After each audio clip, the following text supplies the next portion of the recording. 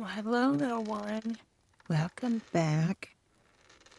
Come on, so glad to see you. Why don't you curl up here in the rocking chair and let's read another story from the Blue Fairy Book by Andrew Lang. You ready? Get all cozy, snuggle in, listen to the fire in your rocking chair. And listen as Oma reads The Water Lily, the Gold Spinners. Once upon a time, in a large forest, there lived an old woman and 3 maidens. They were all 3 beautiful, but the youngest was the fairest. Their hut was quite hidden by trees, and none saw their beauty but the sun by day, and the moon by night, and the eyes of the stars. The old woman kept the girls hard at work from morning till night, spinning gold flax into yarn, and when one distaff was empty, another was given to them, so they had no rest. The thread had to be fine and even, and when done was locked up in a secret chamber by the old woman, who twice or thrice every summer went on a journey.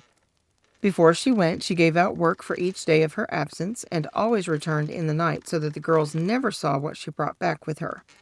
Neither would she tell them whence the gold flax came, nor what it was to be used for. Now, when the time came round for the old woman to set out on one of these journeys, she gave each maiden work for 6 days with the usual warning. Children, don't let your eyes wander, and on no account speak to a man, for if you do, your thread will lose its brightness, and misfortunes of all kinds will follow. They laughed at this oft-repeated caution, saying to each other, How can our gold thread lose its brightness, and have we any chance of speaking to a man? On the 3rd day, after the old woman's departure, a young prince, hunting in the forest, got separated from his companions and completely lost. Weary of seeking his way, he flung himself down under a tree, leaving his horse to browse at will, and fell asleep. The sun had set when he awoke and began once more to try and find his way out of the forest. At last he perceived a narrow footpath, which he eagerly followed, and found that it led him to a small hut. The maidens, who were sitting at the door of their hut for coolness, saw him approaching, and the 2 elder were much alarmed, for they remembered the old woman's warning. But the youngest said, Never before have I seen anyone like him. Let me have one look. They entreated her to come in, but seeing that she would not, left her, and the prince, coming up, courteously greeted the maiden, and told her he had lost his way in the forest, and was both hungry and weary. She set food before him, and was so delighted with his conversation that she forgot the old woman's caution and lingered for hours. In the meantime, the prince's companions sought him far and wide, but to no purpose. So they sent 2 messengers to tell the sad news to the king, who immediately ordered a regiment of cavalry and 1 of infantry to go and look for him.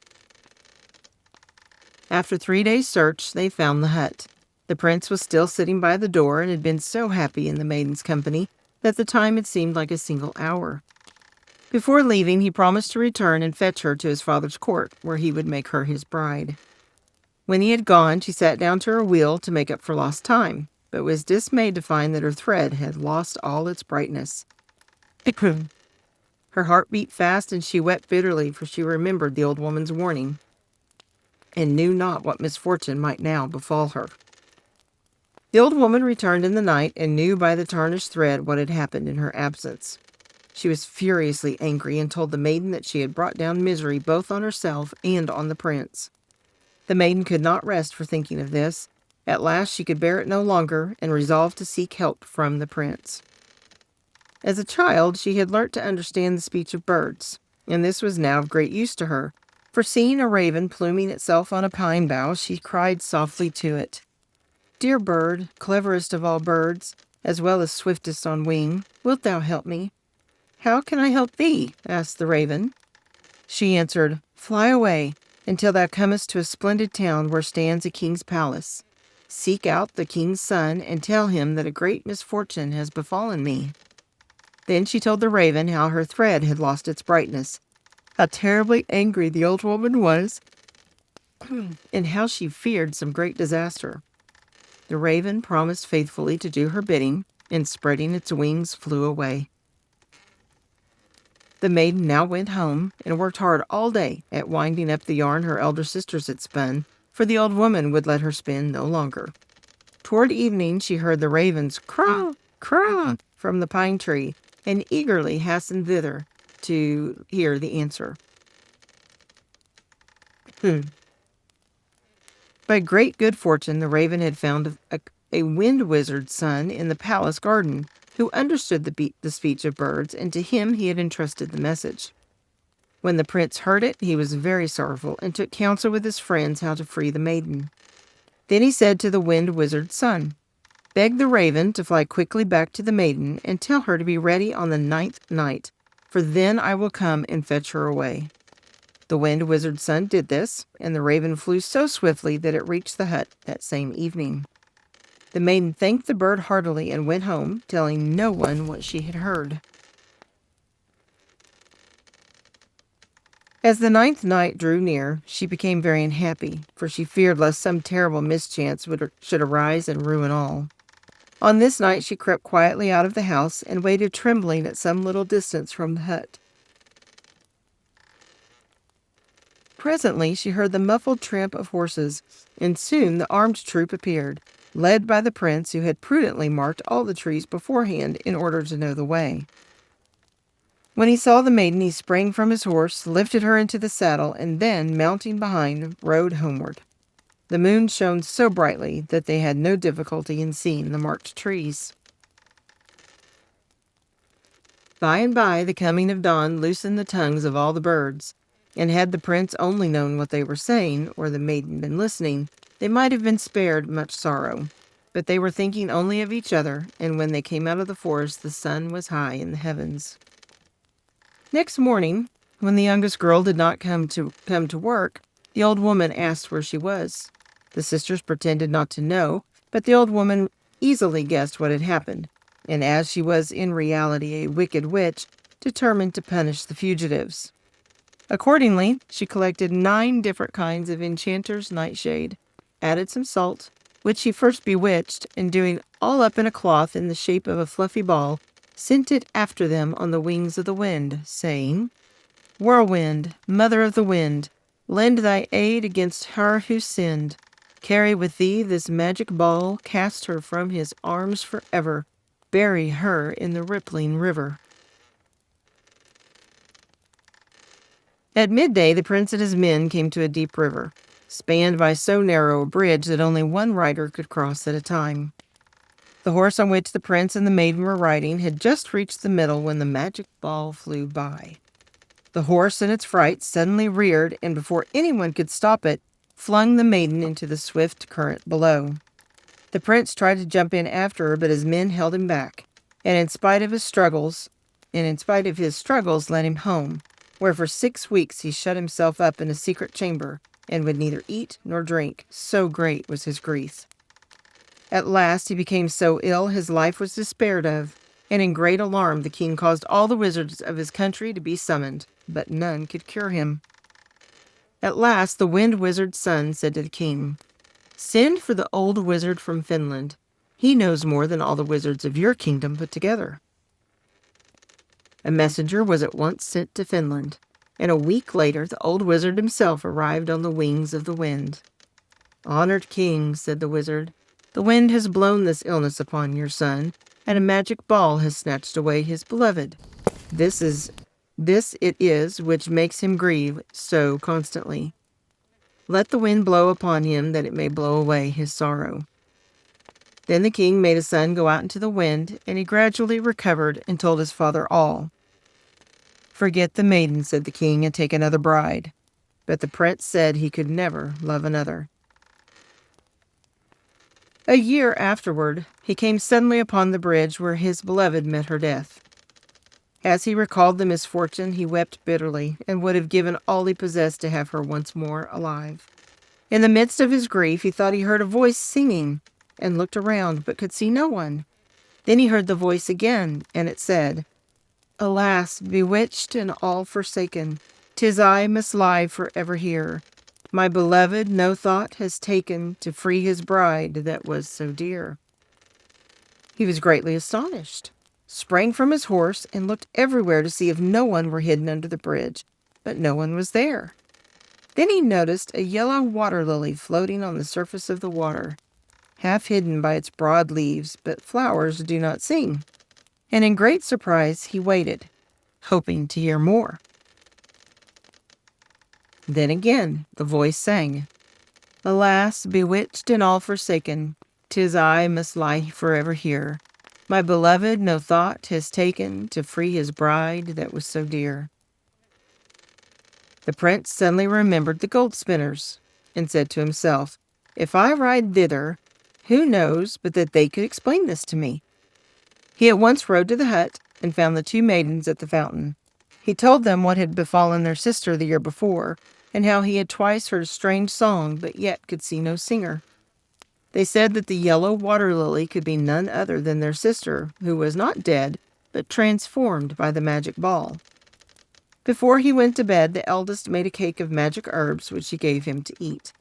In the night, he dreamed that he was living in the forest and could understand all that the birds said to each other. Next morning, he told this to the maidens, and they said that the charmed cake had caused it, and advised him to listen well to the birds and see what they could tell him. And when he had recovered his bride, they begged him to return and deliver them from their wretched bondage. Having promised this, he joyfully returned home, and as he was riding through the forest, he could perfectly understand all that the birds said.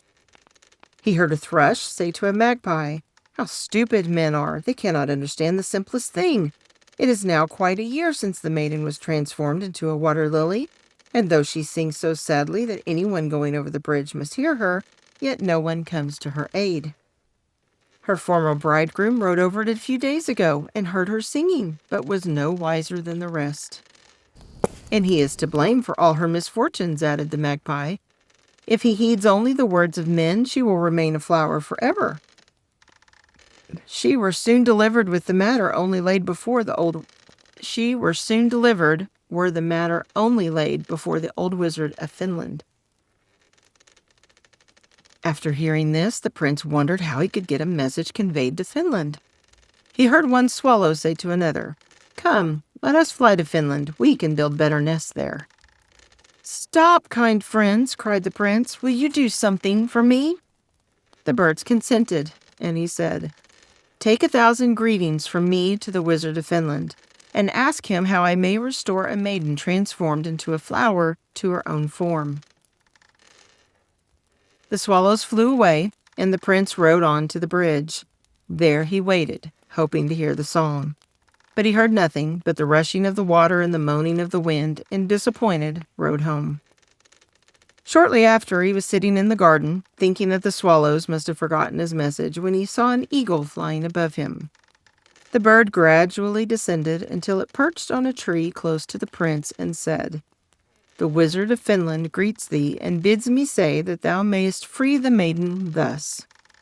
Go to the river and smear thyself all over with mud, then say, 'From a man into a crab,' and thou wilt become a crab.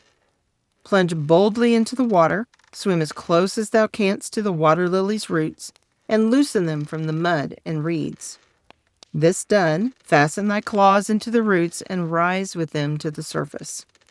Let the water flow all over the flower and drift with the current until thou comest to a mountain ash tree on the left bank. There is near it a large stone. Stop there and say, 'From a crab into a man, from a water lily into a maiden,' and ye both will be restored to your own forms." Full of doubt and fear, the prince let some time pass before he was bold enough to attempt to rescue the maiden. Then a crow said to him, "Why dost thou hesitate? The old wizard has not told thee wrong, neither have the birds deceived thee. Hasten and dry the maiden's tears." "Nothing worse than death can befall me," thought the prince, "and death is better than endless sorrow." So he mounted his horse and went to the bridge. Again he heard the water lilies lament, and hesitating no longer, smeared himself all over with mud, and saying, "From a man into a crab," plunged into the river. For one moment the water hissed in his ears, and then all was silent.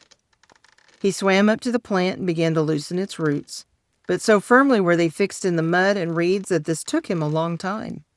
He then grasped them and rose to the surface, letting the water flow over the flower.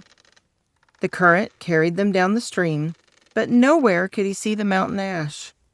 At last he saw it, and close by the large stone. Here he stopped and said, "From a crab into a man, from a water lily into a maiden," and to his delight found himself once more a prince, and the maiden was by his side. She was 10 times more beautiful than before, and wore a magnificent pale yellow robe sparkling with jewels. She thanked him for having freed her from the cruel witch's power, and willingly consented to marry him. But when they came to the bridge where he had left his horse, it was nowhere to be seen. For though the prince thought he had been a crab only a few hours, he had in reality been under the water for more than 10 days. While they were wondering how they should reach his father's court, they saw a splendid coach driven by 6 gaily caparisoned horses coming along the bank. In this they drove to the palace. The king and queen were at church, weeping for their son, whom they had long mourned for dead. Great was their delight and astonishment when the prince entered, leading the beautiful maiden by the hand. The wedding was at once celebrated, and there was feasting and merrymaking throughout the kingdom for 6 weeks. Some time afterward, the prince and his bride were sitting in the garden when a crow said to them, "Ungrateful creatures, have you forgotten the 2 poor maidens who helped you in your distress? Must they spin gold flax forever? Have no pity on the old witch. The 3 maidens are princesses whom she stole away when they were children together, with all the silver utensils which she turned into gold flax. Poison were her fittest punishment." The prince was ashamed of having forgotten his promise and set out at once, and by great good fortune reached the hut when the old woman was away. The maidens had dreamed that he was coming and were ready to go with him. But first they made a cake in which they put poison, and left it on a table where the old woman was likely to see it when she returned. She did see it, and thought it looked so tempting that she greedily ate it up, and at once died. In the secret chamber were found 50 wagon loads of gold flax, and as much more was discovered buried. The hut was razed to the ground, and the prince and his bride and her 2 sisters lived happily ever after.